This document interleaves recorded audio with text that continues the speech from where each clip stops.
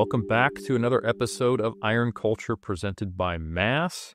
I'm excited because we have one of the top natural physique athletes on the planet joining myself and Trex in this studio today, and that is one IFBB, WNBF, OCB Pro, and multiple federation world champion, Maddie McConnell. Welcome to the podcast. Yeah, thanks for having me. I'm excited to be here.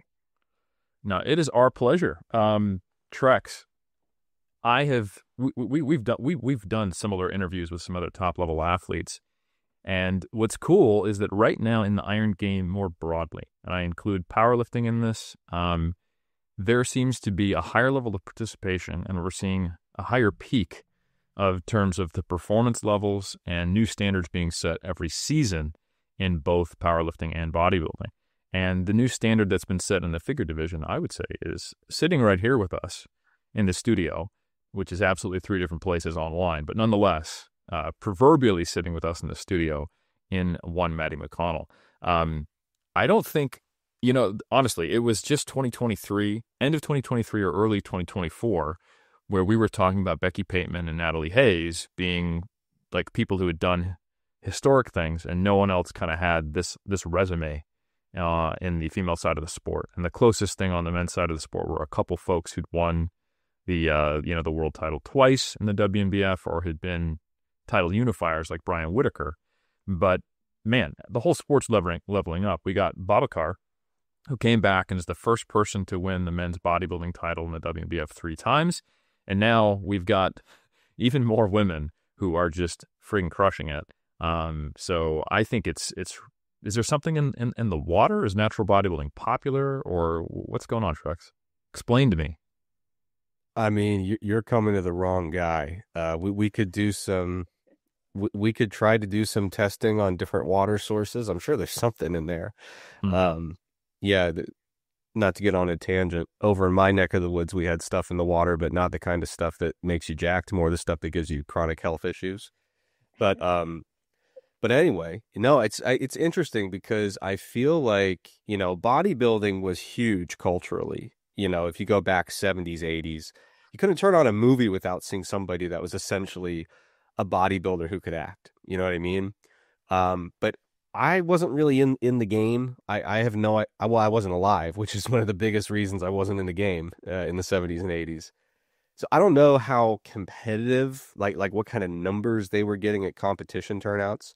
But we've seen this before, like you alluded to. I think powerlifting, without going off any stats, purely based on vibes, it seems like in the, that like decade from like 2010 to 2020-ish, I feel like powerlifting just accelerated so quickly, especially just in like a 5-year period toward the beginning of that decade.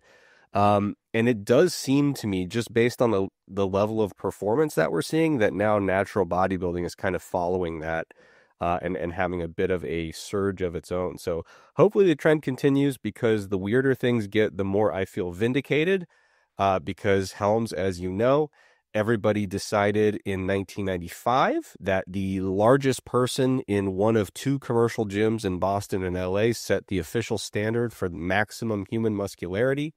And Maddie, I'm referring to a paper that was published in 1995. They said, we want to figure out how large a human being can get without steroids. So naturally, you look for like 75 people at 2 commercial gyms, and whoever's the biggest represents maximum human muscularity. And that became so pervasive in natural bodybuilding culture, the number derived from that paper. And I am excited to see just how stupid that paper looks as people continue to get bigger and bigger, because I am one of those lunatics, fringe idea, dangerous idea. I think you need to sample more than 75 recreational gym goers to figure out the maximum limits of human potential. I mean, that seems reasonable to me, Trex. That was the Curry paper from 95 on fat-free mass index. And I apologize, Maddie. I had to throw a paper in here. I have to talk about one study. It's going to be a very athlete-focused interview, but you just got to give this to me. That's all right. We'll give it to you. Yeah, and in fact, Trex, Maddie and I will give you a little bit more, because one thing, I don't want to bury the lead. There's a lot of interesting things about Maddie as an athlete, and one of them is that she is fully plant-based. She's vegan. Is that right, Maddie? Yep, that's correct. And how long have you been vegan? I actually went vegan the same year I started bodybuilding. So 5 going to be 6 years in November. Oh, well, the carnivore crowd would say, man, you could have been so much greater if you had jumped on this hugely debilitating diet. And how do all these anti-nutrients flooding your body? It's amazing how you're actually alive, let alone thriving on a bodybuilding stage, according to some proponents. So Trex, the reason I bring that up is A, it's really interesting. B, I think it'll be really great to hear how you structure your diet, Maddie, for other people who might be considering or potentially worried about the detriments of following a vegan diet, and if that's going to impede their athletic goals. But we've got a lot of recent emerging research on this topic that I think we can use to, I will say, support, bolster, or at least, act in companionship with your experience that can inform people. So there may be additional studies that come up, Trex, which will hopefully keep you engaged and excited. Although I think as we talk about the resume of this one, Maddie McConnell, you'll probably feel engaged and excited either way.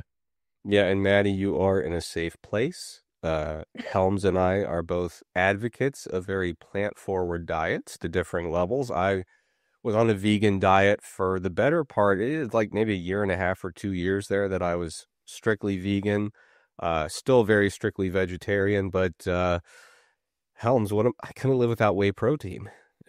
What is a man to do? It had me crawling back, a little bit of dairy in the mix, but other than that, plant-based.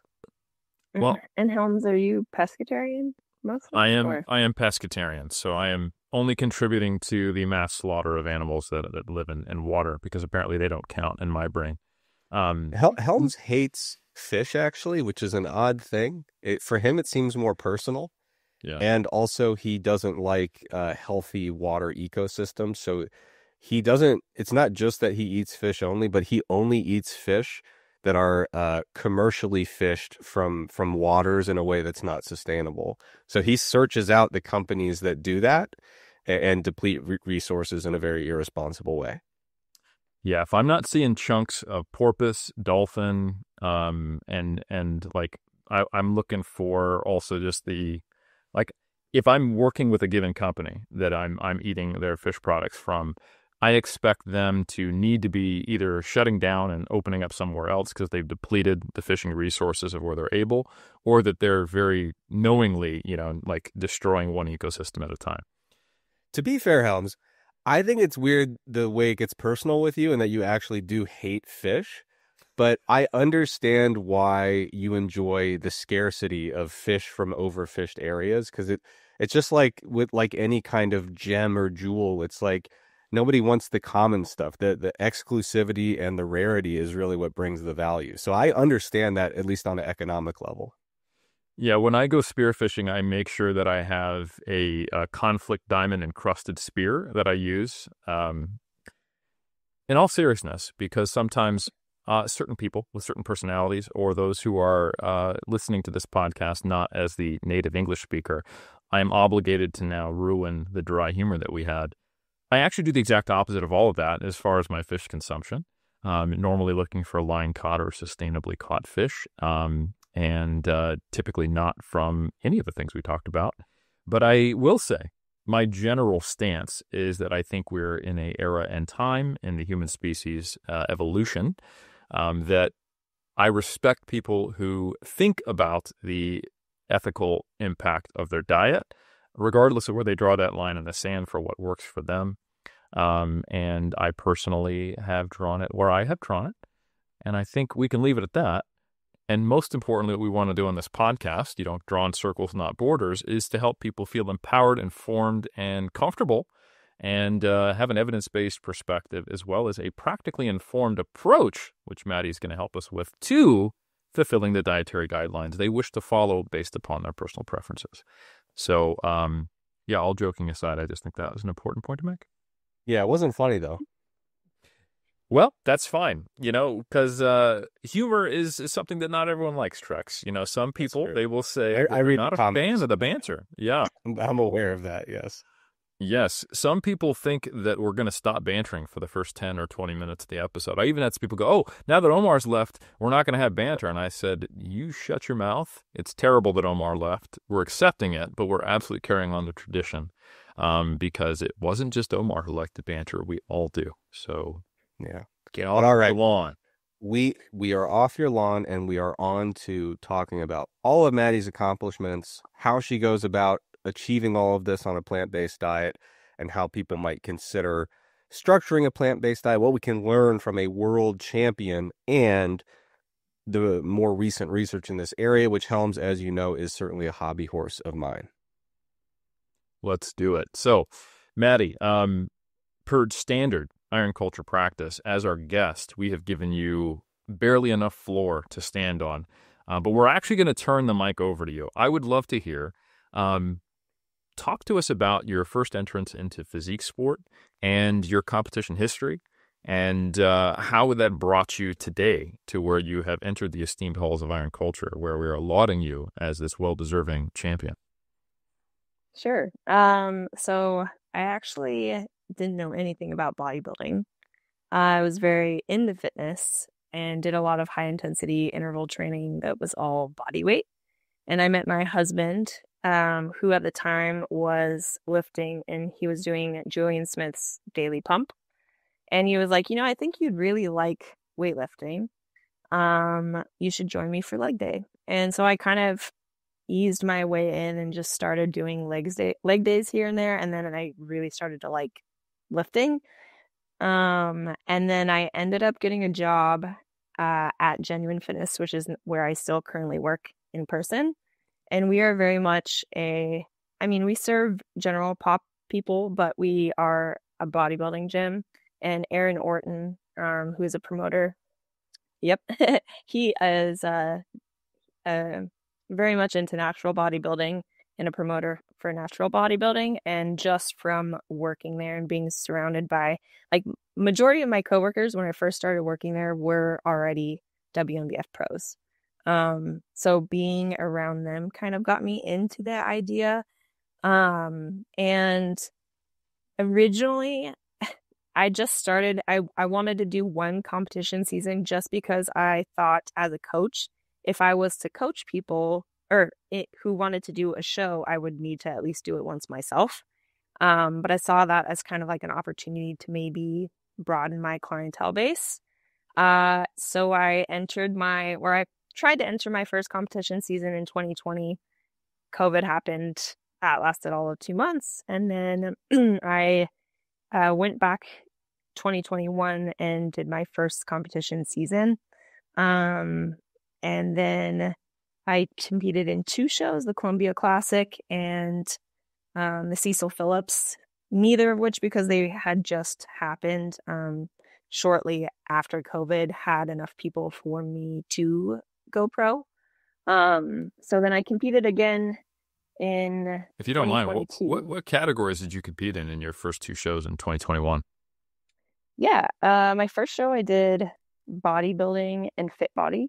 Nice. And then my second show I did bodybuilding, fit body, and I only did figure because Aaron Orton, who is a promoter, needed an extra figure person, wanted more bodies on the stage, so kind of voluntold me to do it. And I did it, and I did well, and I was like, oh, maybe I actually like the whole figure thing. So it wasn't even I didn't plan to do it necessarily. I still was very green and new to bodybuilding.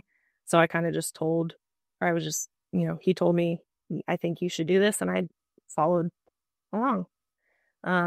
So yeah, then I entered into my 2022 season.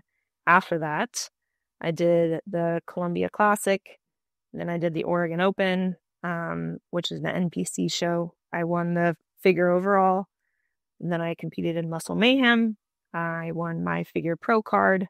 Then I competed at the Cecil Phillips Classic, won my fit body and my bodybuilding pro card.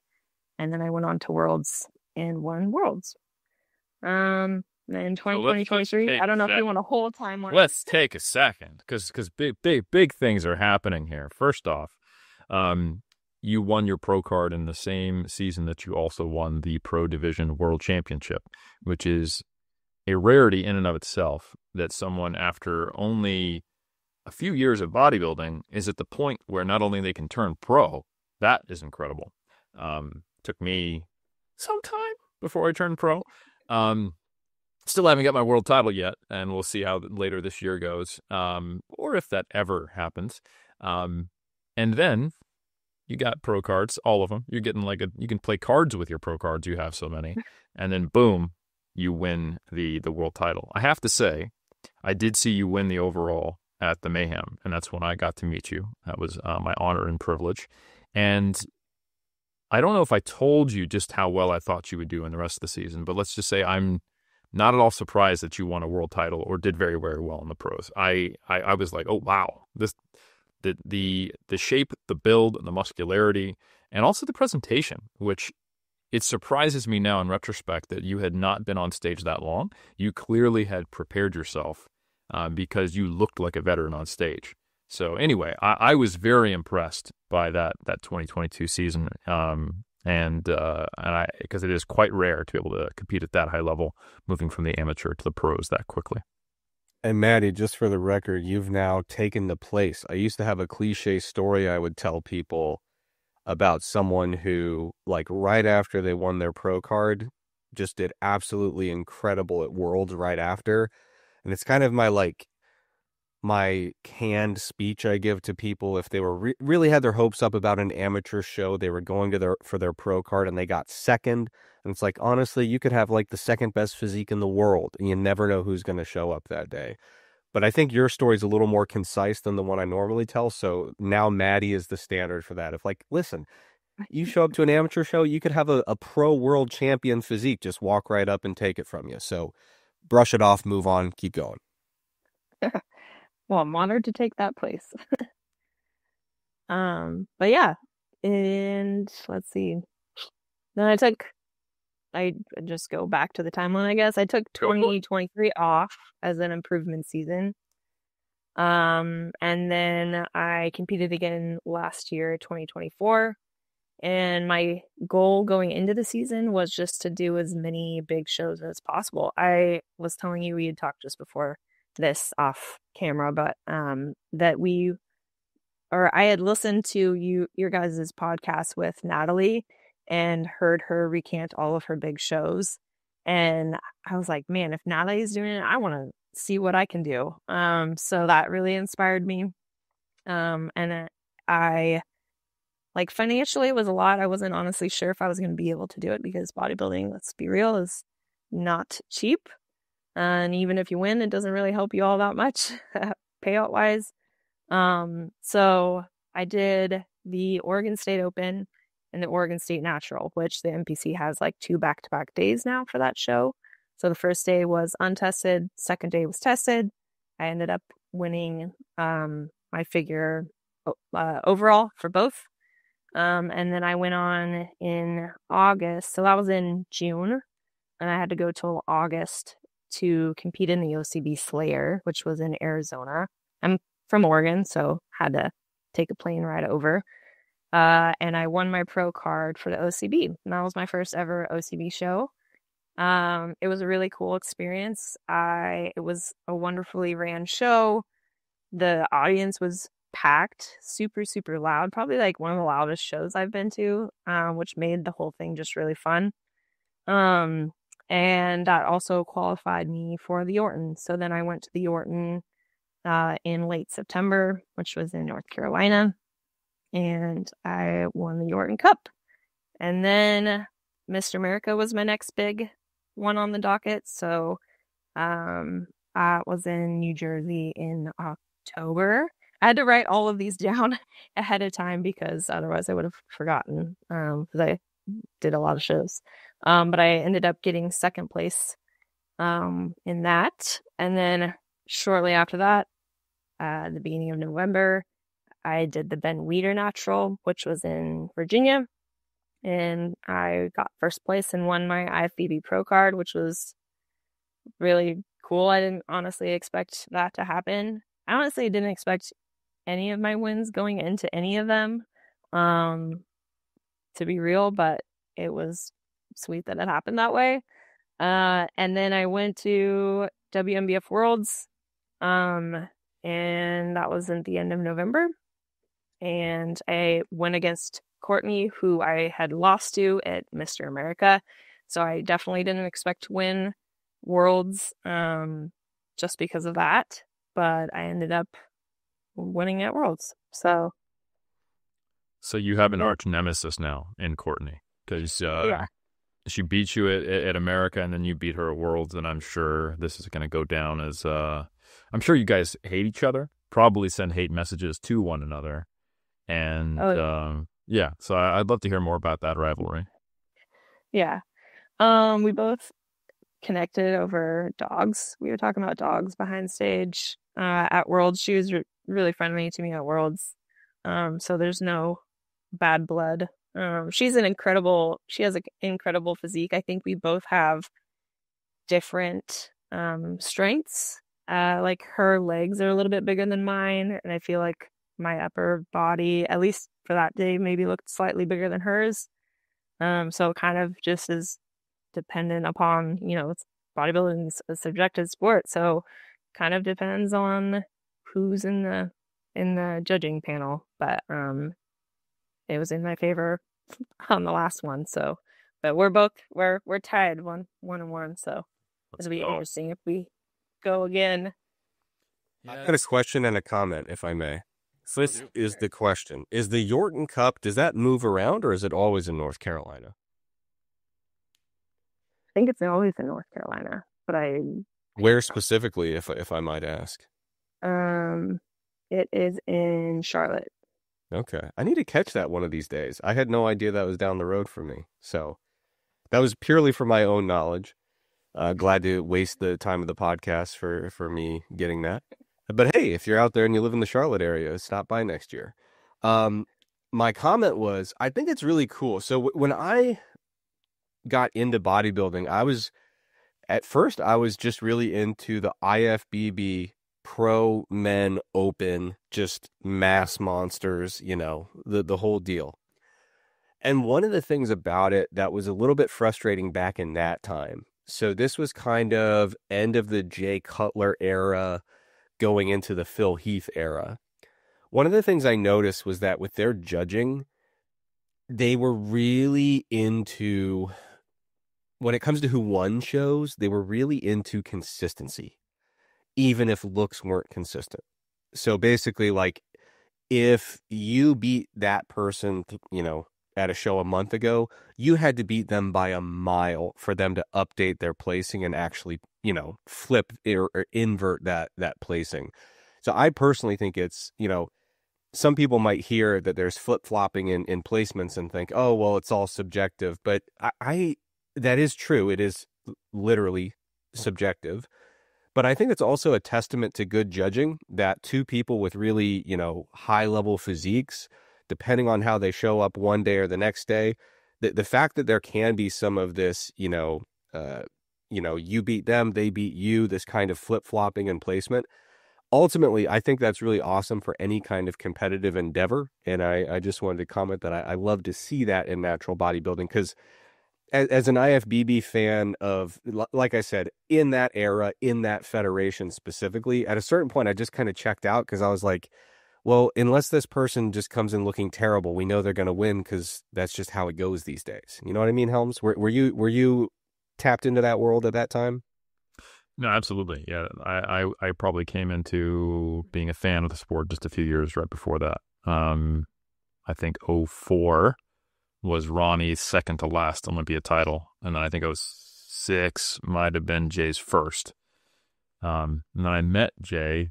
He definitely remembers, because he was guest posing at the. And I know Ronnie remembers meeting you. Yeah, you and the IFB, you and the Mr. Olympias are just all. Yeah, me, Jay, Ronnie hanging out. They definitely haven't forgotten who I am by any means. And I was in a line of 80 people when I met Jay, but I was the tallest of the middleweights, because this is an untested show. So I know, and definitely taller than Jay, which is wild considering you outweighed me by 100 pounds. But and he was leaner. So anyway, it was good times. But no, totally know what you're talking about. And I think one of the very few positives of there being, I think, 648 natural bodybuilding federations is that because there's cross-federation competition, you will see a little more variation. I think because it's like, okay, these are sometimes literally the same judges traveling around in the same federation. If you're in the similar region or at the pro level in a given federation, it's not even just, we feel like we need to be consistent. It's like, I just judged these two guys against each other last month. And there's no way for that not to kind of contaminate your perspective this time. So I don't even necessarily think it's like, hey, we got to hold party lines. I think there's some of that going on. The Mr. America, Miss America, and then WNBF Worlds. I doubt the actual criteria is a little bit different, which is actually something I want to talk to you about, Maddie, because I think the figure division is actually coming up on its 20-year anniversary. I think it got introduced around 2004, 2005, somewhere in there. So it is, I remember like it was right when I got into the sport, that was the new kid on the block, and then it's always been there for me. So I got into it right after that. So I'm surprised to hear that it's only a 20-year track record there. Yeah. I mean, there has been basically, not to get too off on a historical tangent, once we saw female bodybuilders being quote unquote too muscular and basically going, steroids work for us and this is also untested. We should do this. Iris Kyle starts crushing everybody. Honestly, the most dominant bodybuilder in existence, if we actually want to count it by the numbers. She pipped, both Lee Haney and Ronnie Coleman and just kept getting more Miss Olympia titles. And they were like, all right, listen, we need other options because not everyone should be that. And say what you will about it, but one of the ways that bodybuilding has historically tried to curtail drug use is by just trotting out new divisions. And then each division gets more muscular, starts using more drugs. The standard goes up and they go, and another one, and another one. And it is sometimes disappointing to see natural bodybuilding doing the same thing because I think there are some categories that there's not a strong distinction outside of the posing on the women's side. So I would like to Helms, if I could ask you, if you had to recommend, because like you said, with IFBB, a lot of times they keep going lower and lower, and the terminology reflects it. It's like classic bodybuilding and then into physique. I would like to propose, wellness. I'd like to propose the next two. I think the next one should be leisure, and then the one after that should just be sedentary.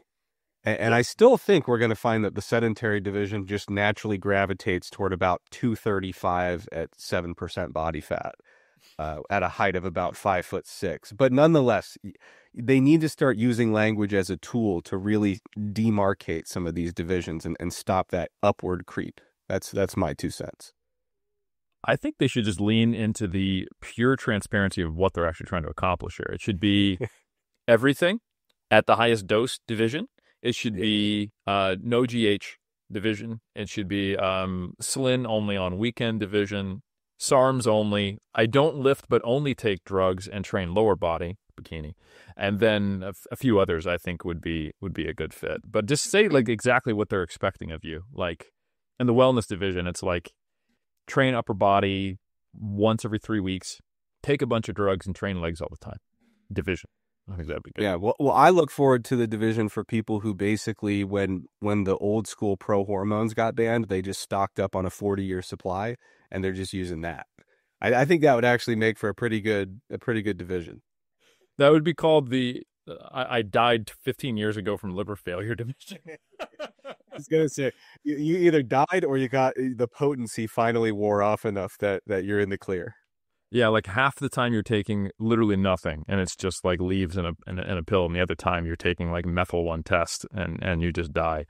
And I apologize, I got you off on a tangent. It's kind of what I'm here for, but I'm handing it back to you now. Okay, so we're just gonna hand this baton. We're running a 3-person race, the 3x100, where you just lose because everyone else has a fourth person for the track fans. So off to Maddie. My question for you is, there's a lot of divisions, categories in female physique sport. And it's interesting to me that you got a taste of bodybuilding, you got a taste of fit body, you got a taste of figure, and you eventually went, you know what, I got voluntold into figure, I did well, and I think this is probably home base, even though I'm pretty capable in all of them.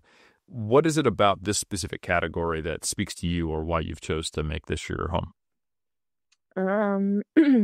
I do like doing bodybuilding a lot.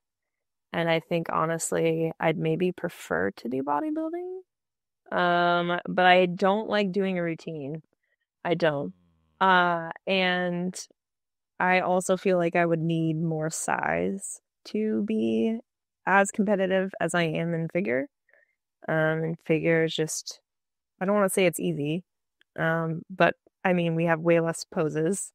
And the whole stage present thing is not necessarily my forte.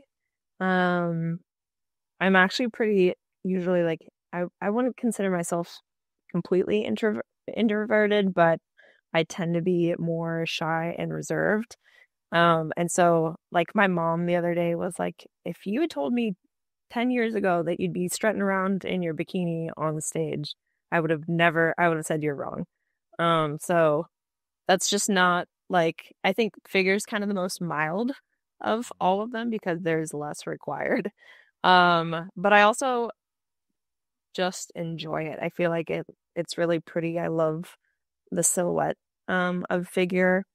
And maybe one day I'll do bodybuilding, but again, I think I just need more size. So That's totally understandable. So heels, necessary evil or nice feminine element that you enjoy, or somewhere in between? somewhere in between. I get like it, I feel like they are very flattering and aesthetically pleasing. Do I like walking them? Absolutely not. Um, and that's what also I like so much about bodybuilding because it's just raw. There's no heels. Um, and I think your physique still looks really beautiful without heels. But when I do practice figure posing without heels, it just doesn't quite look the same. So, yeah. Very true. So that almost makes me think that, fit body is kind of that nice healthy medium, right? Is that something you've thought about? Fit body could be. I do have my pro card in fit body, but I think, and correct me if I'm wrong, fit body is a slightly less muscular version of bodybuilding. And I don't know if I have maybe slightly too much muscle for that, or if I'm like kind of in the in-between. I don't really fit into either exactly. And maybe I could, I don't know. I mean, maybe on the world stage, because there is more muscle. I guess maybe I'm just thinking about from more of like a regional standpoint. When I see fit body, usually it's more, I don't know if slender is the right word, but just not quite as muscular. Yeah, my personal thoughts are that if you're really, really good in figure, you can pretty much go into any division because it is the symmetry division, right? So if you do exceedingly well there, you generally can make the jump to anywhere and be successful at the pro level.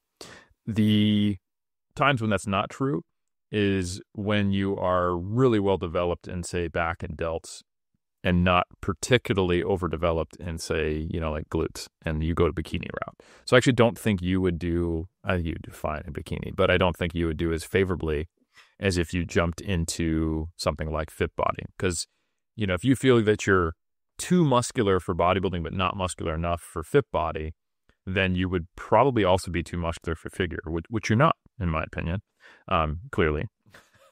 So I think you would probably do very well in fit body, actually. And I think you'd also do very well in bodybuilding. I think you have fantastic development. And a lot of the difference for bodybuilding compared to fit body and figure is posing. and is highlighting conditioning a bit more. But it's still very symmetry heavy. I think bodybuilding lets you get away with maybe being a bit more of a blocky, really muscular kind of physique, rather than you being harmed by being, like a more symmetrical, not quite as big physique. We want to talk about Patricia Beckman, who's a great example of who was a top undefeatable IFPA back in the day, which is now the OCB Pro. She actually had a twin sister who competed in a different division. I want to say it was figure and identical twins, figure and bodybuilding, and they were both winning world titles. And it wasn't like she was way bigger than her sister. So I think sometimes we get a little bit too caught up in the different divisions or categories, I should say, in natural bodybuilding, because at a certain level, a maxed out physique who poses better, you just kind of figure, all right, what's my natural structure and what do I like better? Which poses am I better at, and which one hides my strengths and weaknesses versus them being completely different chassis. In the untested side of the sport, again, when we are talking about these divisions, I mean, there are some athletes who go, should I gain 20 pounds for my next season? You go, yeah, I don't know. Like it's a health decision and a dosage decision. There's no natural athlete, unless if they've just started lifting weights last month, who goes, oh, should I go up 20 pounds or should I just not train hard or eat and not make the rest of my newbie gains and keep competing in bikini or men's physique, and do poorly. And there's really no point. Like once someone's at the pro level, the differences in divisions are, I think sometimes we emphasize them perhaps more than they really are differentiated. I don't know how you guys feel about that. Well, I'm afraid that you buried the lead there, Helms, because all I got from this whole conversation is that Maddie completely vindicated my stance, which is that we need to do away with posing routines in their entirety across all divisions. There's no place for this. Maddie, I pioneered the idea of the 20-minute bodybuilding competition. You get up on stage, you hit your mandatories. The judges, they can even walk up and down the lineup. Come on up on stage, join us. Whole thing's done in 20 minutes because Maddie, much like you, I'm more of the introverted side of the scale. Not as much into the, being in the spotlight, choreographed to music, etc. So, Helms, I think the numbers are really stacking up in my favor, and it's time for you to concede that the 20-minute bodybuilding show is the future. Well, I know you're introverted, but when are you going to promote this show so I can come compete at it? One of these days. I think that it serves a very important niche, which is approximately 30% of bodybuilders who would flock to it, Helms. There's money to be made here. I mean, we're actually moving that direction. Like we've gotten further and further away from the traditional prejudging finals format, and there's a lot more straight through shows, which I actually like much better. I don't either. Oh Same. God. Yeah. I don't need a bodybuilding show to drone on forever. And have the two different times where you need to come look your best. Like just say, hey, when are we going to agree? We all look our best and let's knock this thing out, 100%. And you guys know I love bodybuilding and physique sport generally, but there's a peak optimal dosage for consumer consumption, let's just say, and it's not 12 hours. It's somewhere between a third to 1/4 of that, I would say. Yeah. You tell your family, listen, none of this is going to make sense to you. You're going to feel like you've walked into an entirely different world and culture, and I only need you to be there for 14 hours. So can you do this for me? It's a tough sell, Helms. It's not easy. No, it's not. Also, you're going to have to rub some tanner on me, if you don't mind. That's also part of it. Well, no. See, this is where you can tell that he's a man of the prior decade. Every show now has its own spray tanners attached to it. You can do it there. The last time I competed was 2017. They did have the spray tanner on site, and it was just at the tail end where they still had to put up the signs literally everywhere. No Dream Tan banned. If you use Dream Tan, we will send you to prison. The whole deal. So I'm aware that we've moved away from that, but the Dream Tan heyday was really quite a time for bodybuilding. Oh man. It honestly almost ruined the sport because a lot of venues were just like, no, when we're never doing this again. You ruined our entire property and you're never welcome back. It was a wild time, and it was so popular that people didn't necessarily. We had a collective lie that we told ourselves on how complex putting Dream Tan on was.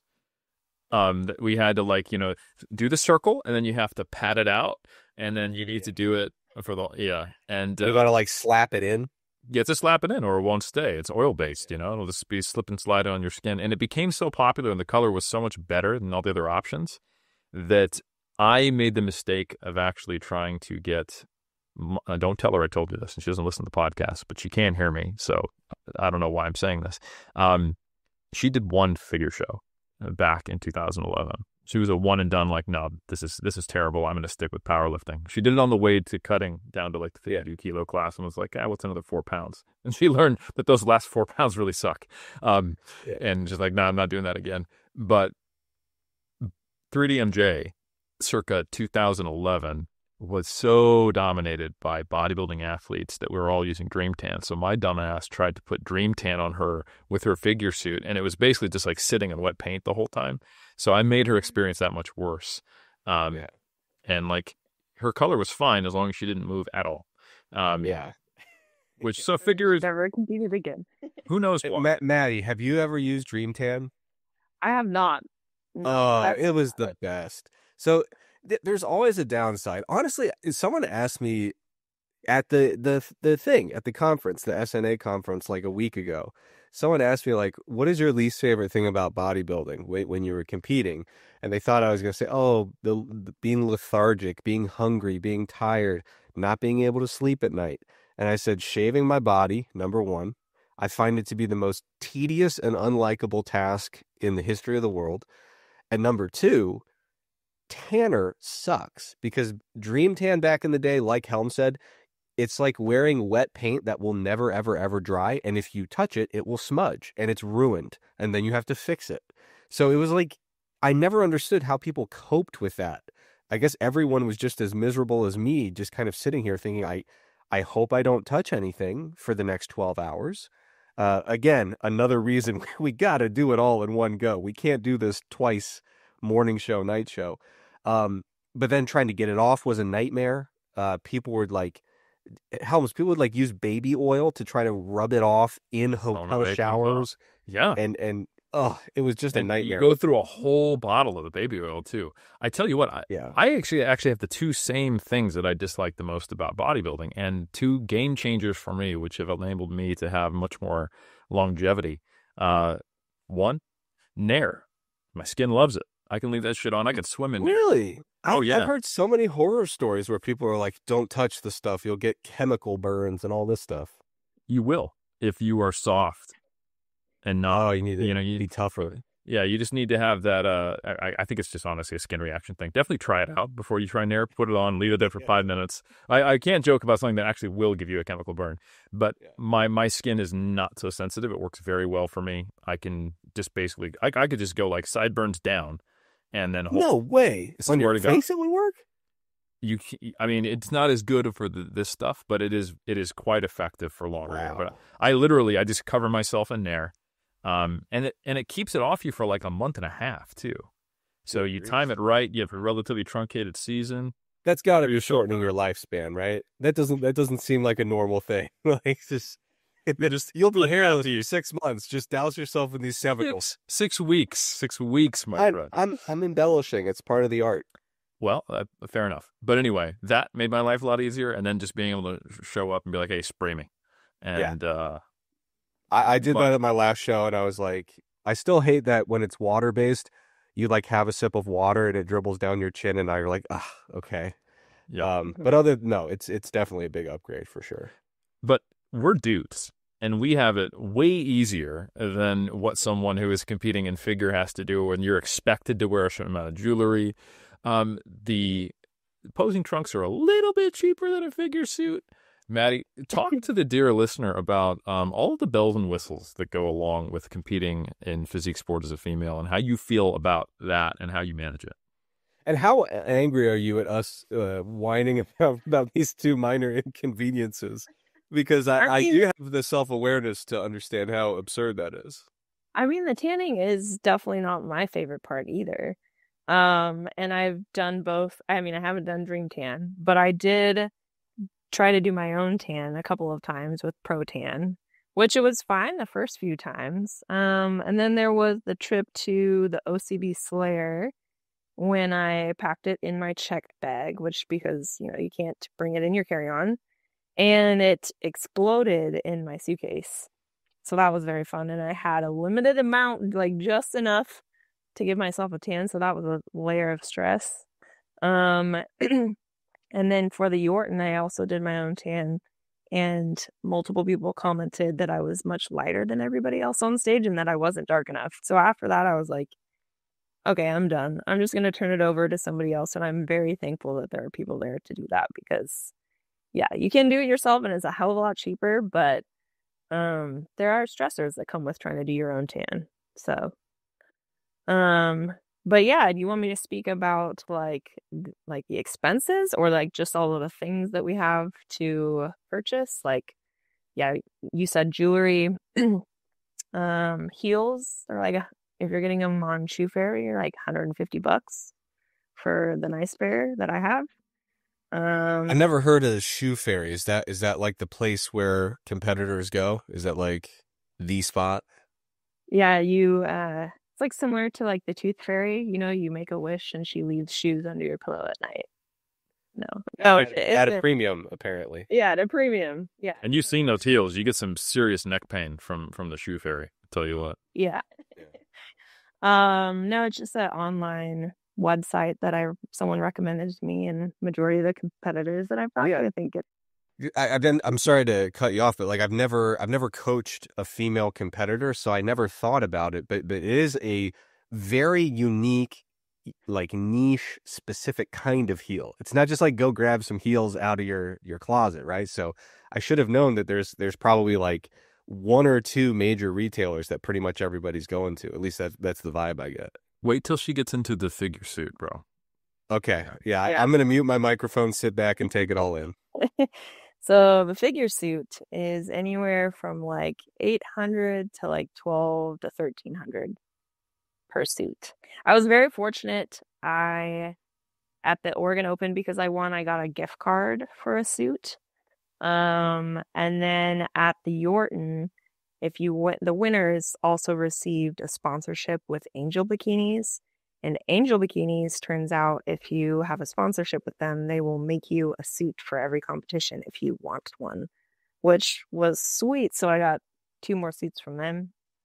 So I went from borrowing a friend's suit, and it was her first suit that she had ever, I think it was like a decade old. She'd competed for a really long time, and it was like an IFBB Pro suit that she had worn, and there was gems. Every time I put it on, I could hear like 10 gems drop onto the ground. So I would always bring glue with me and glue on because there'd be patches where gems were missing. I went from doing that to then having like 3 or 4 of my own suits, which was really nice. So I feel fortunate that I didn't have to spend that kind of money. I did spend that kind of money once on my first suit.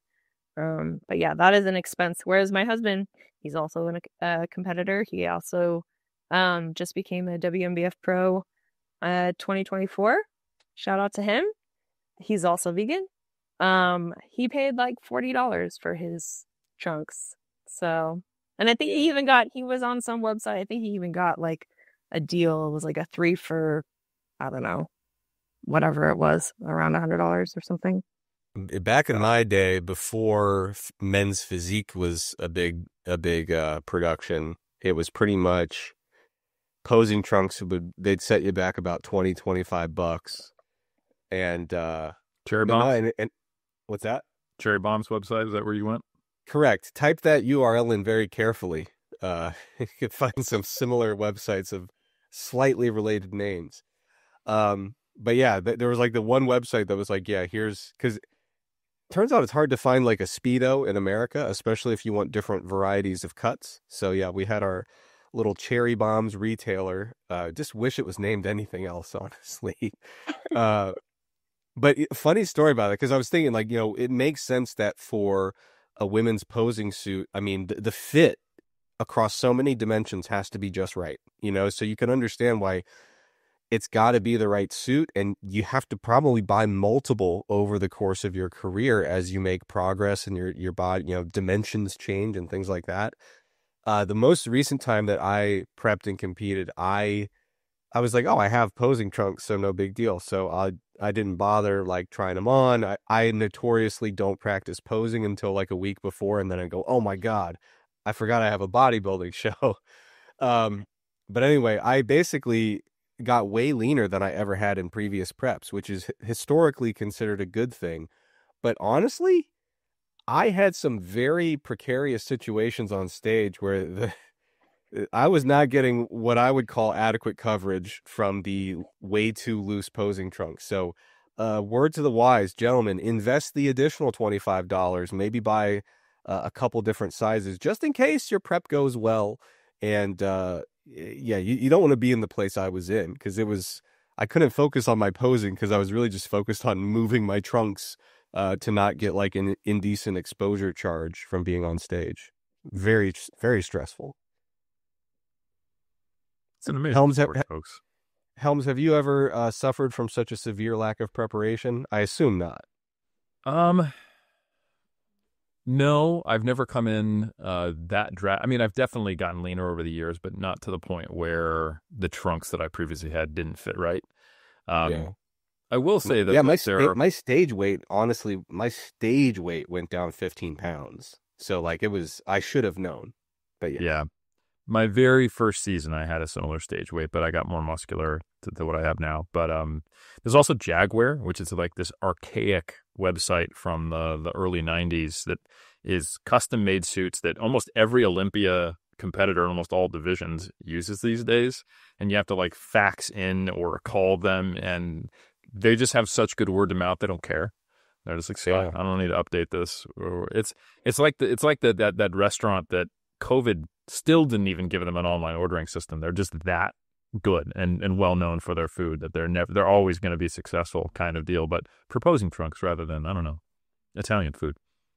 So that reminds me, one of the biggest producers of metabolic carts. You think it's this highly technical laboratory equipment, top of the line. I'm sure they've got a bustling team of research scientists in a big warehouse somewhere. If you call the Parvo Medics support line to get some help with the metabolic cart, the dude who invented it, his wife will pick up the phone and she'll be like, "Hey, what do you need?" He'll be like, "Yeah, can I talk to what's his name?" And she goes, "Sure." And you hear her basically like yell upstairs, like you're just calling like their home phone number, and they're just chilling at their house. So yeah, it's funny how some of those companies can like just be so successful that they skip the whole like marketing and growth phase, and they just say, well, whatever, we'll just send you stuff. You know who we are. It's a good problem to have. Maddie, I would like to transition away from Parvo and indecent exposure to asking you specifically. I think I'm doing a good job. You're doing a great job, Trex. We're glad you're here. I would love to hear what has been your approach to preparation and training and some of the things you've learned, because you've been relatively short-lived as a competitor. Most of the time you hear multiple-time world champion, you think this person's been in the game a long time. But it's been less than 5 years of actual competing for you. So I know that in many ways some of this is relatively new. And I don't mean that to take away from your experiences or to suggest that you don't know what you're doing. But I would love to hear kind of how has this rapid success while you're still kind of learning the ropes, what does that interplay look like for you? I think I would attribute a lot of the kind of like the expedited process just from working at a bodybuilding gym and being surrounded by so many pro athletes and witnessing them be successful and what it takes to get to that level. And yeah, I think that's really the main reason. But as far as like training goes, I typically train 5 days a week. There's been times where I've trained 4. There's been times where I've trained 6. It really just kind of depends on life and other variables and what I can tolerate and recover from and what I have time for. And then I am vegan, so but I do get protein, believe it or not. Through photosynthesis, actually. Oh, from the Did sun. long enough. Yeah. Through vegan Ouch. long enough. Yeah. No, but in all seriousness, mostly from tofu, tempeh, seitan, soy curls, other like mock meat alternatives, which I don't use that often. Protein powder, I do supplement with like maybe 2 scoops in a day. But seitan is, for those that don't know what that is a meat alternative that's made from vital wheat gluten. And my husband and I make our own at home, and it's very, very high in protein, super low in fat. And for bodybuilding, the macros are freaking awesome. So like a 5-ounce portion has like 42.5 grams of protein and maybe like 1 gram of fat, and I don't know how many carbs. I'd have to like look at my FitnessPal, but super good macros. So usually I'll have like, when I'm structuring my meals, I try to have like 30 to 40 grams of protein per meal. I eat usually 3 times a day, 2 snacks in between, and then maybe a dessert.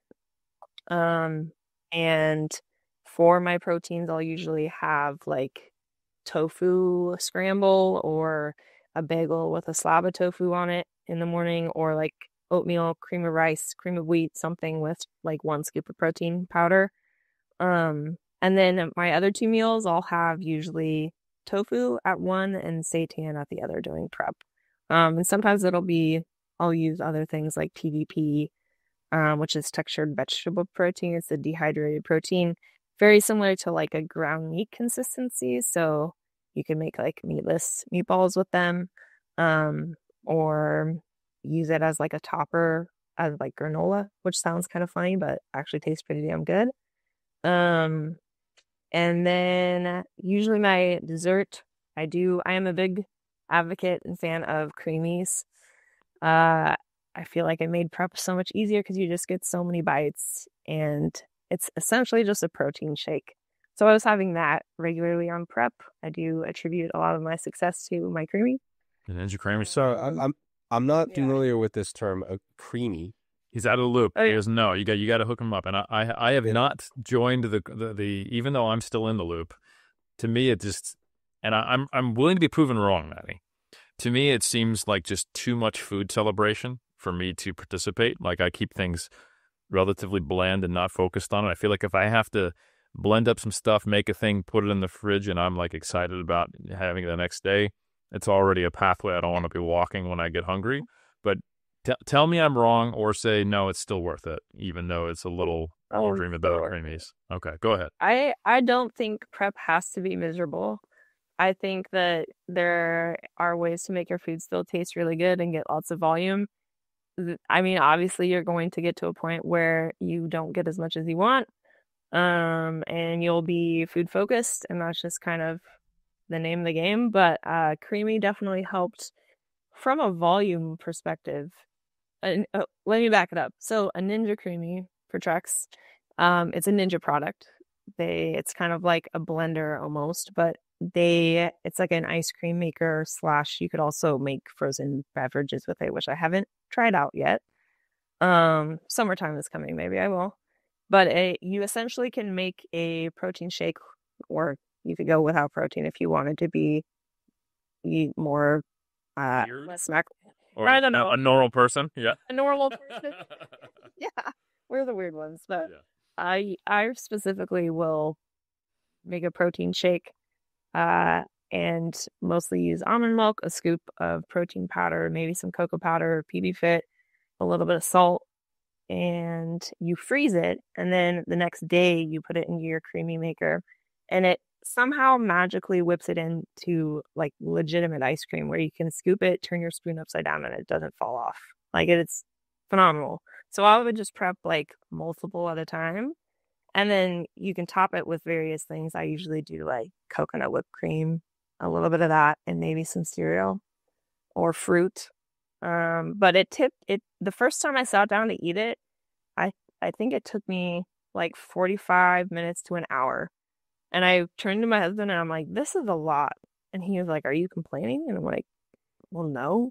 But it did take like a while to adjust because it is a lot of cold, like it's a basically a whole pint of ice cream that I got to eat every single night. But I would have to like prep for my creamy ahead of time, especially when I got really lean. You know, I'd put on my sweatshirt, my flannel, poncho, my beanie. And then I even got really deep into prep. I ordered a heated blanket and I'd turn it on ahead of time. So it does make you really freaking cold, especially November. Like Worlds is the end of November. But well worth the, I think, $175 that we paid for it, which is kind of expensive, but again, totally worth it. So it reminds me of Helms. You remember back in the day, people would do protein fluff. That was the big thing. I still don't understand how that was made either, but no need for another cooking tank. You just whipped up like egg whites or something? No, protein fluff is just like the smallest amount. Gum. It's like guar gum and water. It doesn't even compare from what I've heard talking to people about Ninja Creamy. Like this has been something that has been universal. But see, here's the problem though. Here's the problem, Helms. The bodybuilding culture has no credibility because every time the next thing comes along, they say, oh, protein fluff is amazing. It's decadent. You're never going to believe it. And so it's, you got to be careful with some of this stuff. Here's the rubric, Trex, and this is a very, very, very effective rubric. Do they eat it deep in the off season? I'm not talking, I compete back-to-back years. I had 6 months of just still basically being starving and trying not to get fat. I'm talking like 2-year off season or longer. Yep. Because I remember there are a number, like Arctic Zero was the biggest Emperor Has No Clothes thing. We like, oh, this is great in prep, and then the off season, you're like, this is trash. This is terrible. Didn't last. The next kind of gen was protein pancakes. So you make those amazing in prep, or you mix the protein powder, a little bit of protein mix, and you only half cook it so it's a little melty in the middle. Oh, it's like a lava cake.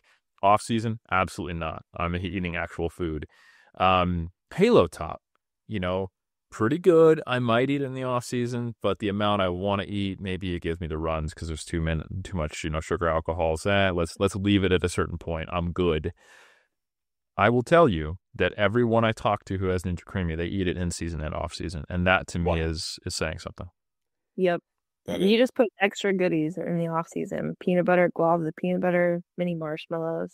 Oh, yeah. All the good Ooh, you could crunch up some Cinnamon Toast Crunch and put it in there. That would be my recommendation. Maddie, I did have another question, food related, based on what you're talking about. How do you go? You mentioned that you make your own. I always mispronounce it. Is it seitan? Seitan?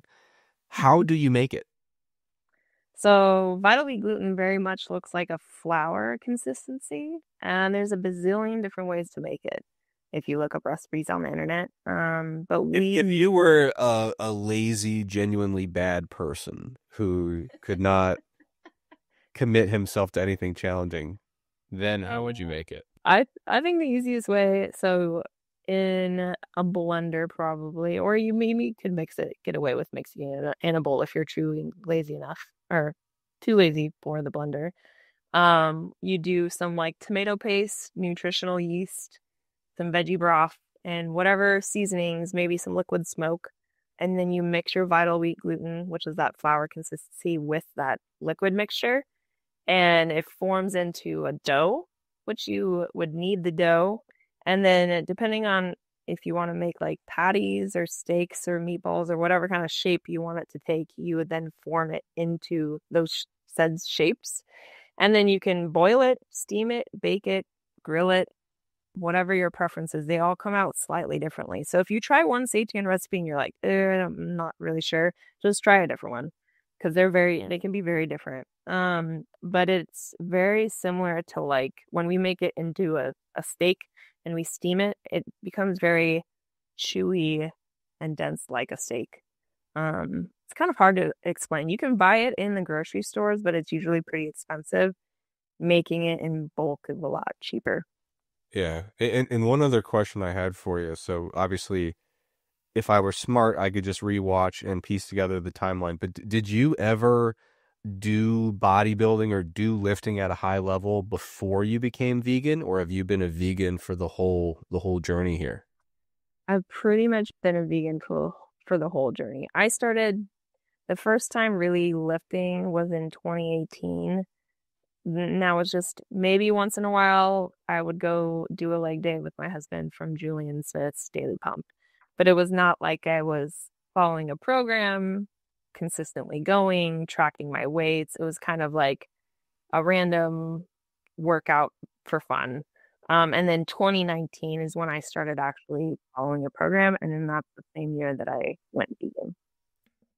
Nice. Yeah, it's yeah, it's one of those things. I think a lot of people are so skeptical that you can actually build that type of like world champion physique, being a vegan from start to finish, or even a lot of people even think, get as far as you want as an omnivore, that if you go vegan, you're going to lose it, and it's, I feel like there's so many people doing at a high level.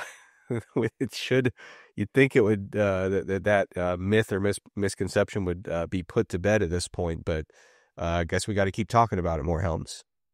We do. When I went to Mr. America, this was my first year of being part of the Plant Built team. And we're a group of athletes, like 30 of us, that all competed in various sports at Mr. America, because it's not just bodybuilding. So we had strong men and women, kettlebell people, and powerlifting. Mm-hmm. And we did really, really well there.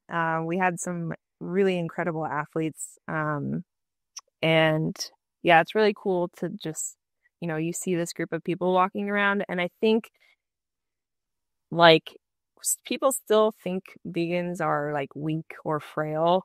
But if you saw us walking, all of us together, like there's some pretty muscly people, and pretty freaking strong people.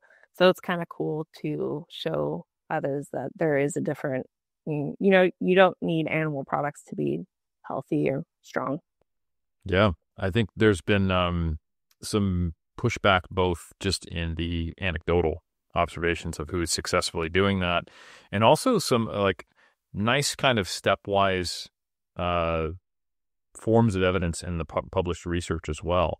One thing I do want to note is that this is also a changing space. It's a lot easier to be plant-based in 2025 than it was in 2005 and even 2015.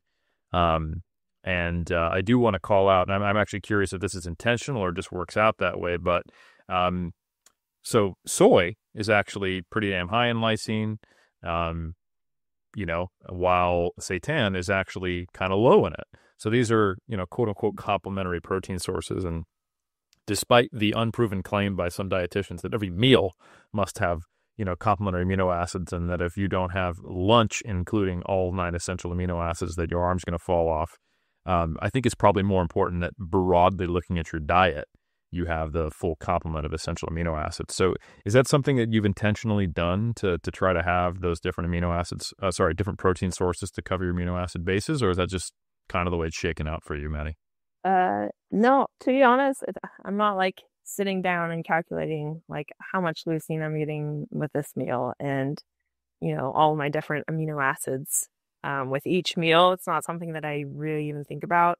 I just make sure that I'm getting enough protein. I make sure that I'm getting a lot of like variety when it comes to my protein, and that I'm getting a lot of variety in fruits and veggies, that I'm not just sticking to the same things over and over. And anecdotally, for me, it's worked, and I think there's this misconception that being vegan and bodybuilding is slightly harder. And I think you actually mentioned that you think that it is slightly harder, but I think it just requires intentionality.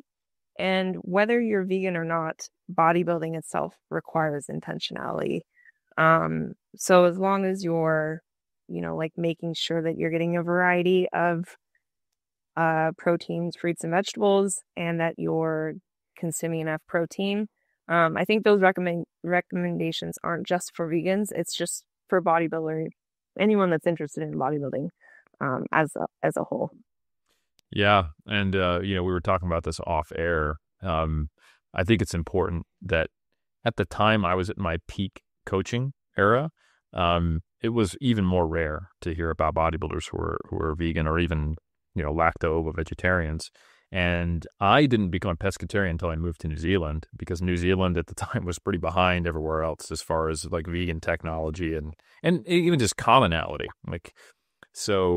And also the humane farming practices here are far better than they are in the U.S. So I felt much more comfortable with being able to consume a plant-based but not exclusively vegetarian or vegan diet and being pescatarian here than I did in the U.S. But anyway, I swapped, I think 2010 or 11, from being fully omnivorous to being lacto-ovo vegetarian for a couple of years, and did my 2011 season as a lacto-ovo vegetarian. And initially, I was like not even feeling better about it, because I was like, I've consumed so many egg whites and so much Greek yogurt, and I know the egg industry isn't great, and neither is the dairy industry. And it took me some time just to get a little more creative. But we're also talking about 14 years ago. And when I was coaching, I relied on that experience to help people. But there was fewer, I would say, low-carb, low-fat vegan protein options that weren't supplements at that time. So the specific examples you gave are, I think, really helpful to the listener, because I had no problem coaching in the off-season. But I think if you're relying on like chickpeas or garbanzo beans, tofu, and not a whole lot else except for like beans and lentils, that can be quite challenging if you don't know where to get these, TVP, mycoprotein, tofu, and seitan, tempeh. All those options are so much more abundant and easier. And also there's fake meat options that are lower in carbohydrates and fat now than they used to be. I did run into some problems only during prep with athletes. Like there wasn't really an option to go low carb, because it would also mean that they were going low protein, or they would have to be consuming 2 to 3 protein shakes per day. But again, we're talking circa 2013, 2014. So I will admit that I think that perception of mine may be a little just old manny and just being out of the game. So that's why I'm really glad you've spoken to this and challenged that, because I think that goes hand in hand with the research. So for example, if you look at what many protein researchers have said about vegan diets and their potential negative impact, or at least inefficiency, you could argue, for muscle building, it's largely based upon soy protein and wheat protein, like most of the studies that were done, maybe some rice protein studies, and also importantly, done in isolation, not looking at the whole diet, and looking at them from basically 2 lenses: the digestibility corrected amino acid score and or the amino acid profile, and then overall saying, well, they're of a lower protein quality.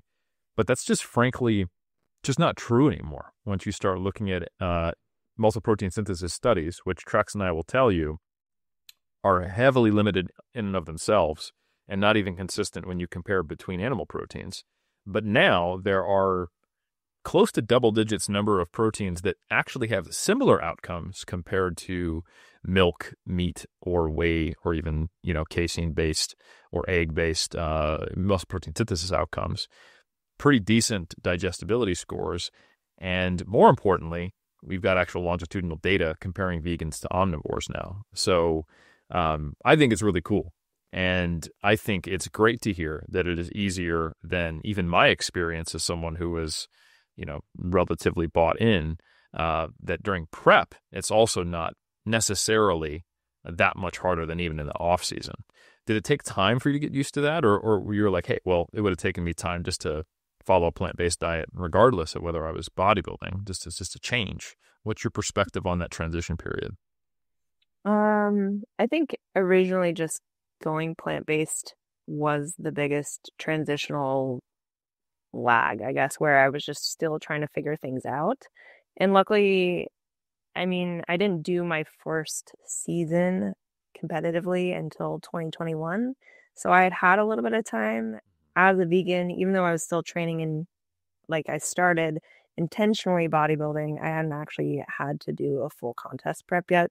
So I did have a little bit of time to kind of learn and play around with different protein options and figure out what the macros of those were like. But really kind of once I knew, it's just like planning any other, like macros for the day. You just plug it in and see if it gives you what you need. And if it doesn't, you figure out something else. So I don't think that it really is that much harder. You just kind of have to know how much protein, carbon, fat ratio of whatever it is you're eating, just like if you ate meat as well. Absolutely. And I think what you do is really all that needs to be done. Consume at least 3 protein boluses per day, have variety in your protein intake as a vegan, and get enough in. What is your rough intake as far as daily grams of protein per day that you consume? And that's the other thing, because I've heard it's recommended if you're vegan to slightly err towards eating more than the 0.8 to 1 gram per day. But that's honestly what I've done, and I haven't really had any issue. And even with this last prep, I think my protein was like 135 grams, and my stage weight was 135 pounds, but I kept that protein consistent the whole time. So I was actually maybe closer to that 0.8 and didn't really seem to lose much muscle in the process. So, and I think everybody's different too, so just because that worked for me doesn't mean it's going to work for somebody else. They might require more protein. But I, generally speaking, since I started going vegan, have stuck to like 0.8 to 1 gram, depending on where I'm at. And Helms, if I may jump in, that's completely compatible with the evidence. Basically, that actually is kind of the sweet spot, the range at which we could say, honestly, a balanced omnivorous diet versus a balanced vegan or vegetarian diet with reasonably complementary protein sources, or just a diversity of protein sources. At that level of intake, they actually end up looking pretty equivalent. And that's one of those things where a lot of misconceptions in nutrition that get a lot of cultural purchase and get perpetuated are the ones that have a little grain of truth to them. And the grain of truth there is, if you were eating half that much protein, then you actually would need to eat a little more vegan protein to kind of make up that difference. So at the very low protein intake levels, the way I like to frame it is that animal-based proteins essentially give us more efficiency in terms of supporting muscle growth at suboptimally low intakes.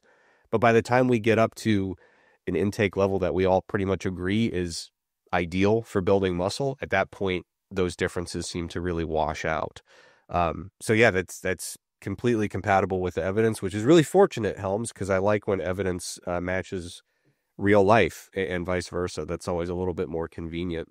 And if I may throw in a little thing here for the people like me, the morally and ethically deficient people who eat in a way that is not necessarily refined.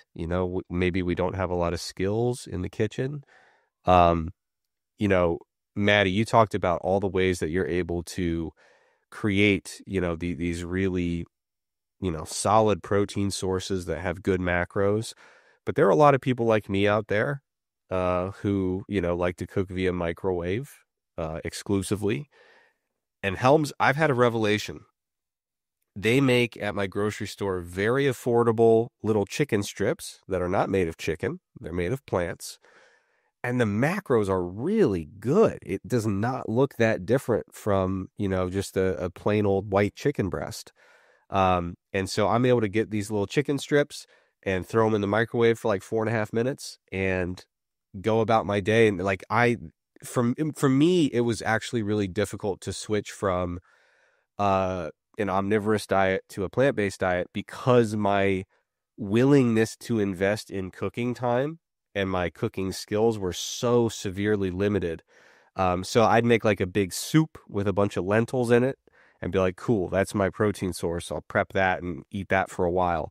But yeah, so some of these plant-based alternative meats, kind of fake meats, they have helped me go back to the way I used to eat, which was just so convenient, where I would just hit the crock pot with a bunch of shredded chicken and then I'd be like, oh, this is great. I can do like barbecue with this, or I can, I could just do all these little different mixtures that require no effort. So if you're like me and you're thinking, I'm interested in trying a plant-based diet, but I don't want to be skinny and frail my whole life, and I don't want to pick up a side hobby of making new exotic protein sources. Guess what? You can be a world champion like Maddie, one of the top muscular physiques on the planet, and simultaneously you can eat like me, which is essentially the diet of a 6-year-old if they just didn't change it and were somehow taking care of themselves. I mean, dude, the options are just they've just exploded so much. I think this to just show that the microwave option that you had right there, and I would even say that it's not even just it takes being intentional, then it can be just as good, and you might have to have a lower protein intake before you notice the difference. I would say with a certain level of intentionality, I'm not even sure the differences in quality are even worth speaking about. Like, just one example, one of the meat-free options that is not this crazy engineered meat is like yellow pea protein based stuff, regenerative yellow pea protein. That's a really common one for vegan chicken now. I think the one in New Zealand is sun-fed chicken. And it's like for 30 grams of protein, it's 5 fat and 4 carbs. And pea protein actually has a really comparable profile to whey, So you could be doing that. You could be doing seitan. You could be doing tofu. You could be doing mycoprotein. And I think if you had just with those 4 examples compared to your typical omnivorous diet, I don't know that it would be all that different. I don't even think you'd need to compensate even if you were in a relatively low protein intake. And you technically don't even need to. You technically don't even need to cook tofu. There's times where I'm actually more along the lines of with you, Trex. I don't really like cooking. I do like baking, but I am fortunate enough to have scored a husband who loves to cook and try new recipes. So I can't really even take credit for making a lot of he usually always makes the seitan. But when he's gone and it's just me and I'm lazy, my lazy self, I won't even cook my tofu sometimes. I'll just cube it up and put some sauce on it with some veggies and call it good. You can eat it raw. You don't need to. Or you don't even heat it up though. You're eating it cold. It depends on what I'm making. Like sometimes I'll do a sushi bowl and I literally just buy shredded carrots. What's that? Yeah, shredded carrot cabbage mix from Trader Joe's. It's already chopped for you. Edamame is already shelled. Nori, like the seaweed, I just crumple that up on top, put some tofu in, some sriracha. There you go. Sriracha cures all good. things. Yeah, that sounds really good. I have a thing that is not worth discussing and polluting the minds of the good iron cult. I have a thing with temperatures in food. There's some foods that I'm like, if it's supposed to be, if I feel it's supposed to be eaten hot, and then I think of eating it cold, I'm like, no, this can never happen. But the sushi bowl that you described, because now my brain's thinking of it as sushi, do you like not cold tofu. Pizza? Do you like cold pizza?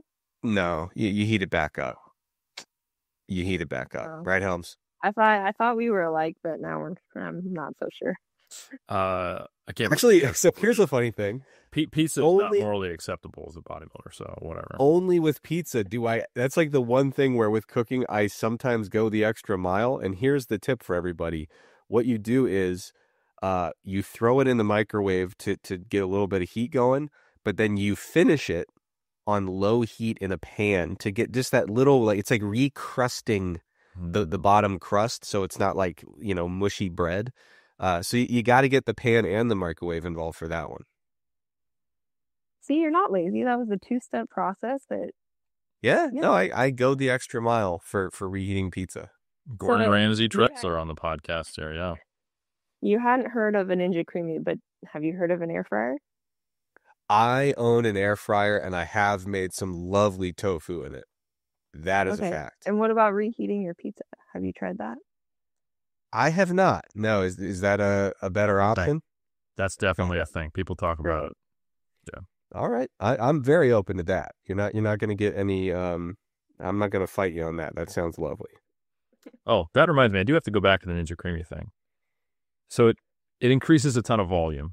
That's the main thing. You can use sweetener, and then it's basically getting to eat ice cream, but the calories are very low, and it's cold, so you get to eat it slow. So you've kind of got the benefit of like the air popped popcorn thing, where it's not technically that good of energy density, but it's a volumetric from actually space perspective. I could see that. I think for me, it's just I find I do best in prep when my food is there. I have it, I enjoy it while I'm eating it, but it's not something that I plan, prepare for, or really think about that much. I kind of set it and forget it. That is my hesitance. And it's not that I think prep shouldn't be enjoyed, or that you shouldn't enjoy your foods, or that you can't make it taste good. It's just that the amount of brain space that food should take up during prep, I think, has an inverse relationship to how easy prep feels, personally. But yeah, we'll see. I mean, I'm having a birthday today, so if someone gets me an Ninja Creamy, I won't complain. I'll try it. Today's your birthday? Your birthday? It actually is. I'm 42. I'm old. Wow. I'm Happy 40. birthday. What is this, the 4th anniversary of your 42nd birthday? Come on. I love that. You know what? It's as far as my Exertos is concerned, I'm an immortal vampire in my 700s. So we'll go with whatever age you want. Yeah. So good times. So do you do, going back to the way that you eat, do you do a meal plan system for yourself? Like, do you make yourself kind of, or how do you go about that? So I have what I call the default diet, which is kind of like a rice cake. He's going to not be too disappointed in how similar it is. I have a very, very similar structure on a day-to-day basis, and then I just swap out carb or fat sources or increase different things depending upon what my energy intake goal is. So currently, I wouldn't call it a meal plan, but like my lunch is always the same. And it's just, in the off season, I add another piece of fruit, and in prep, I take that piece of fruit out. I have Greek yogurt before I go to bed. It's just depending upon whether it is sweetened or unsweetened in the off season. My dinners just essentially pull out the carb and the fat in a very similar timing or structure. Breakfast, same kind of deal. I'll go from having like oatmeal with the side of like eggs or smoked salmon to, like multigrain toast with mushrooms and spinach with poached eggs kind of deal at breakfast. So when I make the shift, it feels qualitatively and looks to an outside observer who's not like a macronator, he's doing the same thing, but I've slashed like 1,000 calories and I can make further cuts as needed. So I don't track my macros anymore.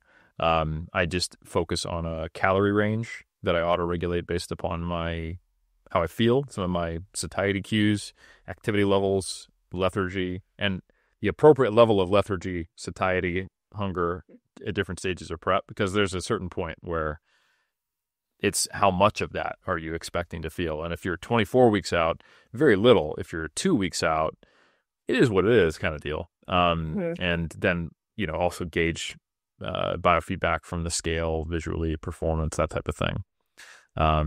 So I just focus on like a minimum protein goal and a calorie range that I auto-regulate. So that's kind of how I roll. And Maddie, I have a question for you based on some of the things Helms was just mentioning. We have talked to some world champions, much like yourself, who they basically, when they talk about prep, they go through the things that mortals like Helms and I go through. And they say like, yeah, at the end of prep, I'm super hungry. I have trouble sleeping. I get really lethargic. I'm freezing all the time. And then sometimes we'll also talk to world champions. Now, here's the thing, Helms, I don't know if you know this. If you're a world champion, you have at least good genetics. And that is a statement I'm insisting upon, because to be a world champion means you have to at least have good genetics and apply everything you've been given and be excellent at it and put in all that time and effort. So it doesn't diminish a single thing about your accomplishment, but I cannot too many times in my life, I've heard people who are literally elite at sports say, actually, I have like the worst genetics in the world. And I'm like, you can't. That's just not how it works. But we've talked to some people who are not just unicorns in terms of their success level, which you've achieved, But they also talk about prep and they're like, yeah, it doesn't really get under my skin that much. I don't think about it too much. And I don't really get all that hungry or lethargic. I guess I do feel a little more cold sometimes now that you mention it. So like for someone who is the elite of the elite, what does your prep experience actually feel like to you? I feel like sleep is the one thing that I do notice kind of tanks, but it's usually not till the end of prep. And I usually wake up, like I go to bed around 8:30 or 9 p.m. I wake up at like 1 and then maybe again at like 3, and I get out of bed at like 4 or 5 just because I can't sleep any longer. And that's usually just like the very tail end of prep. But generally I feel like when I'm busy, my hunger is not all that bad.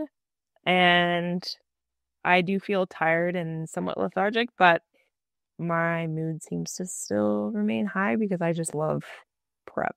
And I've had several comments on that within our gym that people tend to say that they're like, I don't know how you seem so happy all the time when you're starving yourself. I'm like, I don't know. I just really enjoy it. And I do feel like I handle it pretty well. Which is why like I also take a very gradual approach. So I started my prep January 1st and it didn't end until November. And so it was like a very, very slow and steady rate of loss, which didn't make my deficit feel all that extreme, because it wasn't. So I think it makes it, for me, slightly easier when I have much more time. It's also like less stressful because I'm not feeling like I'm limited on time, like I'm trying to push myself extra because I just have a longer time period to lose the weight. So for me, that works well. Yeah. 2 additional questions. This is complimentary to your question, so this doesn't count as an interruption. How much weight do you lose from start to finish for prep? I started prep 158 and I ended prep 131. Gotcha. So whatever that math. That's good. So that's a good chunk, like 20, 25-ish pounds. Yeah, somewhere in there. No, that's a good chunk. And then the second question would be, do you find it very challenging to keep your weight in check in the off season? Or is it pretty like, oh man, I'm really hungry post prep, and then after a few weeks, I'm kind of like even keel and I can regulate it pretty well? I feel like it depends on the season. I think each season I've come out of it slightly better. And this season was much more gradual. I'm now like 155, which is just shy of where I started prep last year. But it really kind of takes me, I know like sometimes there's this general weight recommendation of being 10 pounds above stage weight that is like kind of a blanket recommendation for whatever reason. But for me, that place is just not sustainable. And for very few people, what I'd say 10 pounds over. If you're 5'1" and you're a female competitor just drug free, sure. But man, 10 pounds isn't much. Yeah, you balloon up from 100 to 110. Yeah, that scenario. Yeah, 10% over stage weight if that happens to be. Yeah. Yeah. So yeah, I think like just now, like I'm starting to feel really, really strong in the gym again. Because that's the other thing that my strength stays for the most part, but my during prep, but my upper pushing motions specifically take a hit. And now I'm starting to set PRs again in bench. But it's taken, 5 months? Yep. Since November? Yeah, 5 months. So yeah. Was that the answer? I don't even remember. Yeah, no, that was me just adding some more color to Trexler's question. Okay. And now back to you, Trex. Yeah, I was going to ask about the magnitude of weight change during prep. The other thing I was going to ask is, you mentioned your strength. Do you feel like you retain most or all of your muscle when you do a prep, or do you feel like you have a little bit of muscle loss in the mix? Because I've I talked feel to like, some female competitors that are like, I think for Helms, back me up, please. We can see from the case reports for a lot of male competitors, there's gonna be a chunk of muscle loss.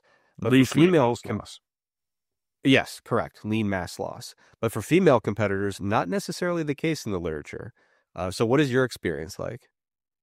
I haven't really, thankfully, experienced much muscle loss during prep. I did get it in body scan done, which I know those aren't super accurate. But it didn't note that I lost much muscle. Although I will say, just from looking at pictures of myself, I feel like maybe from my glutes and my legs, like at the very end of prep seemed like they got much smaller. Um, I also hadn't gotten that lean before, so it could have been that. But yeah, luckily, I think the rest of me held on to my muscle pretty much the whole time, and it wasn't until maybe like that last little bit when I was like very depleted that I maybe accrued a little bit of, or like lost a little bit of muscle. What's your calorie intake during the off season and then at its lowest point during prep on average? Well, to be honest, right now I'm not really tracking my food. I know that I'm getting enough protein. So I have no idea what my calorie amount is currently. But if I had to guess, it'd maybe be like 25 to 2700-ish, somewhere around there. And when I'm cutting, last time I started cutting at like 2100 or 2200. And it worked for a while, and you keep cutting down, and I think I ended at like 1450. Yep. Was the lowest I got down to. So you're still over 10K calories per pound, which is pretty good for someone who gets in the kind of shape you got into at the end. It's pretty solid. Yeah. I would say not a completely immune physiology to the demands of prep, but certainly on the good side of things is kind of my assessment. But it's difficult to tease this out because so much of many of the experience of bodybuilders historically who are still around and make up part of the community is baked in what we would probably suggest aren't best practice today.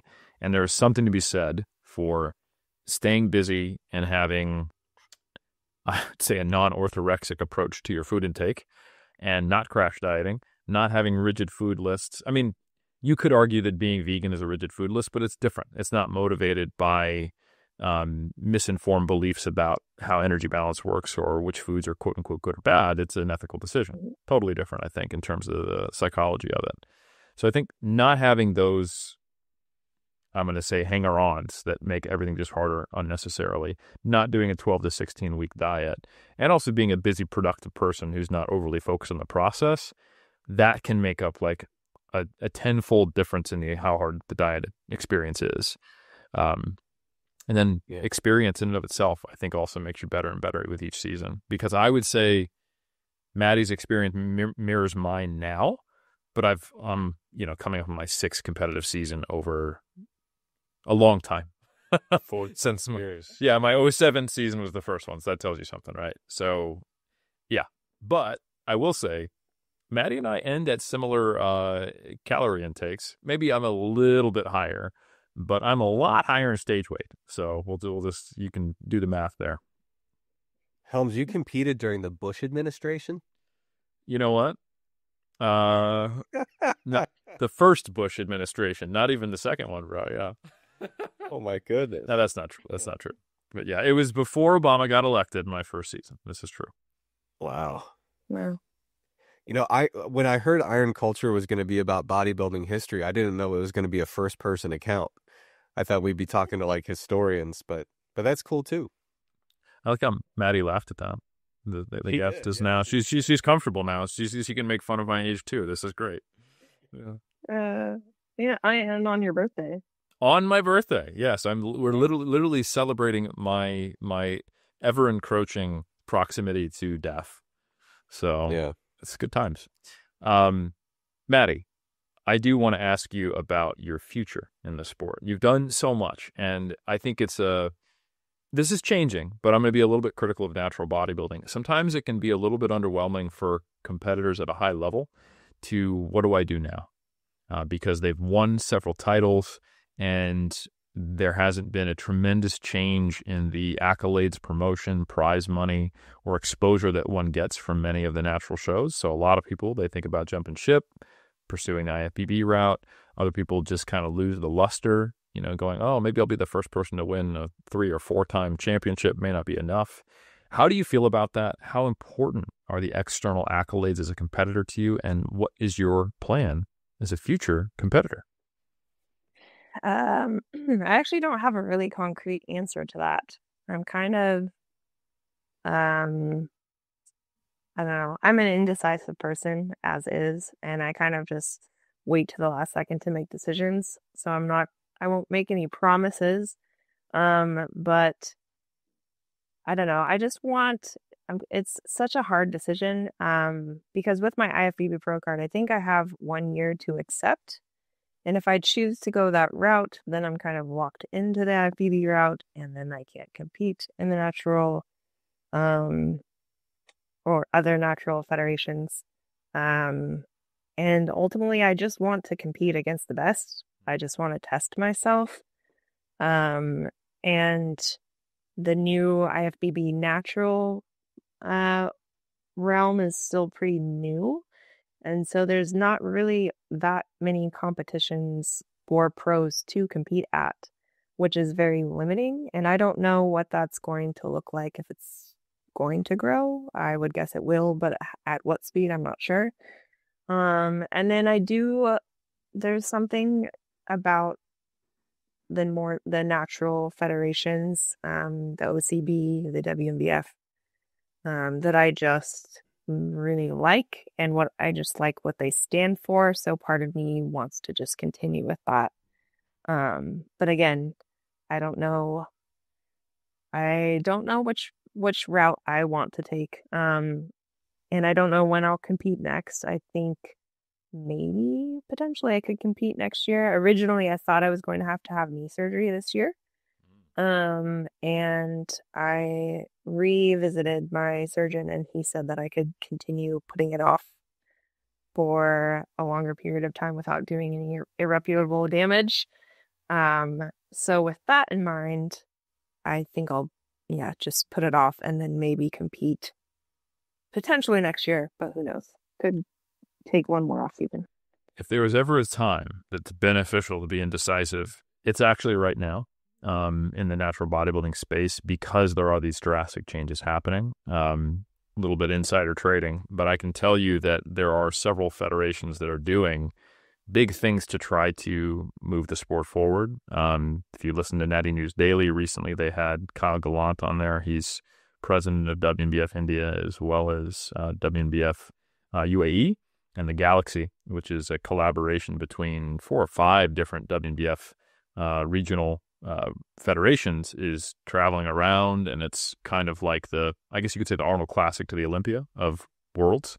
And like you said, the NPC tested space is rapidly evolving, and we're also seeing more collaboration between a lot of the other natural federations. And I think my prediction, if I was going to go natural bodybuilding Nostradamus, is that we're going to see a robust WNBF, we're going to see a robust NPC natural, and people are going to have to decide exactly where their priorities lie as a natural athlete, because one or the other may or may not have the same quality of testing. I'll leave the consumer to decide which and whether that changes. And I think there will be a changing space as far as the, I'd say the promotional aspects of being an athlete in the two and how much visibility you get.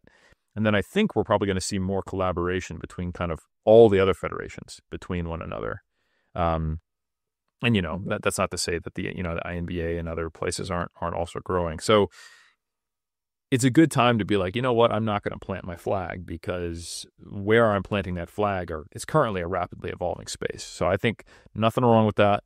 And to be frank, even if you did lose your pro card status in the IFBB, I think you could get it back again without too much hard work, to be honest. Just kind of sneak into one of the pro qualifiers between the other shows you're doing. So the world is your oyster, my friend, and it's going to be exciting regardless of which direction you go.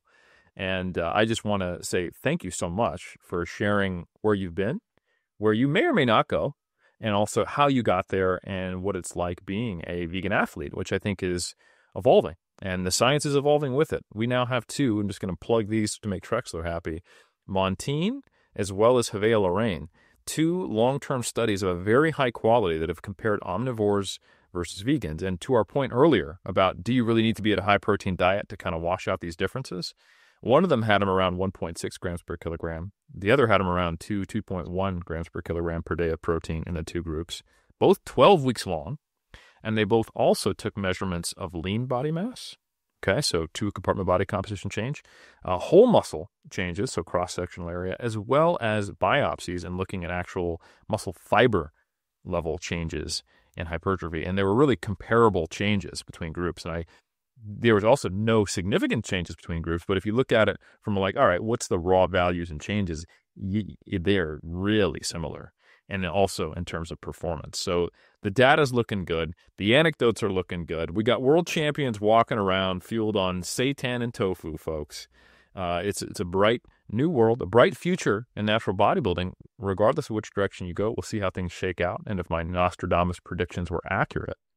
And before we close this out, I want to give you the floor, Maddie. Is there anything else that you want to say or discuss or bring up, promote, share about your coaching or anything that you think we haven't covered in this episode? Yeah, sure. I do offer online coaching. If you are interested in online coaching with me, you can go to my Instagram, which is Maddie_Vitality Fitness, and fill out my coaching application on my profile page. Awesome. My bio. Love it. And if you're looking for world champion level experience and practical experience on how to make a plant-based diet work, I'm sure that's a great place to go, in addition to just badass coaching generally. Trex, is there anything that I missed that you think you need to let the dear listeners know? No, I think I played defense against you the whole interview, and I think you did a very admirable job. And I respect you and appreciate you for it, and I wish you a happy birthday. Thank you very much. And the last thing I will say, if you are one of the Iron Culture presented by Mass superfans who's made it all the way to the end of the episode, did you know that we're currently doing a Mass anniversary sale? It's not only Eric Helms' 42nd birthday, it is also Mass's 8th birthday.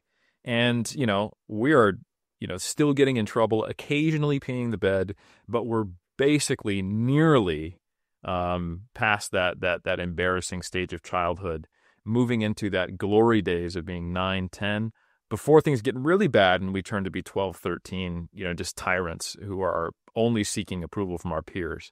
So this is the time to get in at the ground floor level for Mass. 8th birthday parties, we're talking bouncy castles, we're talking super soakers, all the fun stuff. Video games that don't have excruciating levels of violence that are inappropriate yet. It's a beautiful time to get in Helms, with Mass. Yes. When does the Mass sale end? May 2nd. So this is going to come out just in time. You'll have a few days left. I was a little worried. I thought I was going to have to interrupt you as you were making jokes about your own senility and old age and say, Helms, we're actually not live at the moment. No, I did the math. Okay. I did the math. You will be having a few days before the Mass sale ends. And I feel obligated to bring this up because both Zerdos and myself dropped the ball on the episode that is actually coming out today as we record. Or, hold on, actually, I might be wrong. I ruined it. Because we're going to be having this episode after the one we did. You know what? This one needs to come out before the 1RM one. Yeah, all stuff that can be settled off the air. So I'm creating more edits for you right now, Trex, but this one needs to come out before the 1RM episode. We'll swap the order. We're good. Take part in the Mass sale because you can lock in the lowest price you'll ever get at 30% off Mass. And thank you for listening. Thank you, Maddie, for joining us. Thank you, Trex, for your patience. You played excellent offense. I played defense, but it came out fantastic. So tune in next week. Leave us a nice 5-star rating. Share it with your colleagues, and we'll check you. Oh, boy. And we'll see you next time in the next episode of Iron Culture presented by Mass.